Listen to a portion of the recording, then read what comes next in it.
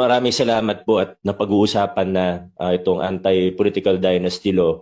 Pero sa tingin ko po, bago natin pag-usapan yung iba't ibang mga detalye nito, yung mga nabanggit po kanina na tanong, kailangan malinaw po sana sa bawat isa kung bakit ba natin sinusulong to. Ba't ba natin hinahangad na magkaroon ng isang anti-political dynasty law? Para sa akin po, hindi po ito tungkol sa kahit sinong individual o spesipikong pamilya.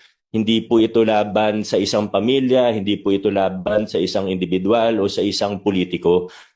Ang nilalabanan po natin dito, ang ayaw po natin dito ay yung concentration ng kapangyarihan sa kamay ng iilan lamang.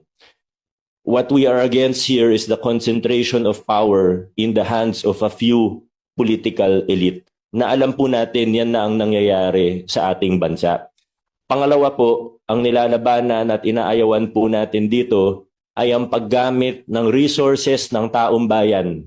The use of state resources, the use of taxpayers' money to perpetuate themselves in power. Ibig po sabihin, ginagamit ang makinarya ng pamahalaan para sa pangampanya nila, ginagamit ang pera ng taong bayan para hindi na sila maalis sa pwesto. So kung yun yung nilalabanan natin, ano naman yung gusto natin? Ano ba yung inaasam-asam natin para sa ating bayan? Ang gusto po natin, ang mga kabataan, ang gusto po natin, ang mga mahuhusay, ang gusto po natin, ang mamamayan na kwalipikado at may kayang mamuno ay siyang mabigyan ng pagkakataon.